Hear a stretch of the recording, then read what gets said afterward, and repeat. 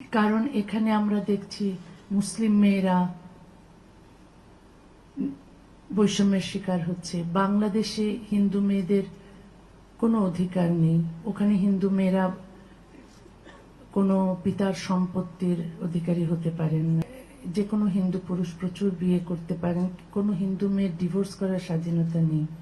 কিন্তু ভারতবর্ষে সেই হিন্দুদের জন্য যে আইন ছিল 1956 হিন্দু অ্যাক্টে, সেটা সমানাধিকারের ভিত্তিতে করা হয়েছে, কিন্তু বাংলাদেশে করা হয়নি। তাদের বিরুদ্ধে বৈষম্য আমরা দেখি, নির্যাতন দেখি।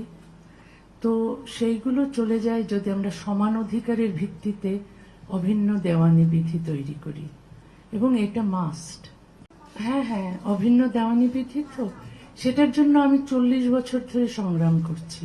আমি কালকে বলেছিও যে বাংলাদেশে এবং ভারতবর্ষে, পাকিস্তান, এই উপমহাদেশে এই অভিন্ন দেওয়ানি বিধির খুব দরকার। আসলে পৃথিবীর যে কোনো সভ্য দেশেই এই অভিন্ন দেওয়ানি বিধি আছে। কারণ এক দেশ এক আইন আমরা চাই, সবার জন্য সমান আইন চাই। বিশেষ করে নারীরা ধর্মীয় আইনের অধীনে যদি থাকে, তাহলে তাদের বিরুদ্ধে বৈষম্য আমরা দেখি, নির্যাতন দেখি। তো সেইগুলো চলে যায় যদি আমরা সমান অধিকারের ভিত্তিতে অভিন্ন দেওয়ানি বিধি তৈরি করি, এবং এটা মাস্ট। এটা সভ্যতার প্রথম শর্ত। কারণ এখানে আমরা দেখছি মুসলিম মেয়েরা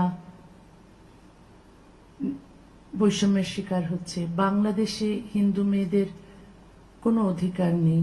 ওখানে হিন্দু মেয়েরা কোনো পিতার সম্পত্তির অধিকারী হতে পারেন না।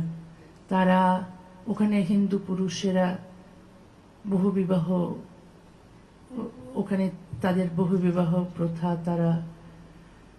তারা উদযাপন করেন। যে কোনো হিন্দু পুরুষ প্রচুর বিয়ে করতে পারেন। কোনো হিন্দু মেয়ের ডিভোর্স করার স্বাধীনতা নেই।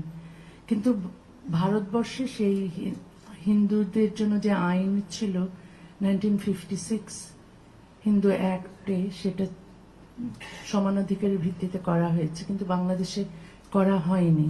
সুতরাং হিন্দু মেয়েদের ওখানে স্বাধীনতা পেতে হলে, অধিকার পেতে হলে অভিন্ন দেওয়ানি বিধির দরকার, এবং সেটা সম্পূর্ণ সমান অধিকারের ভিত্তিতে হতে হবে।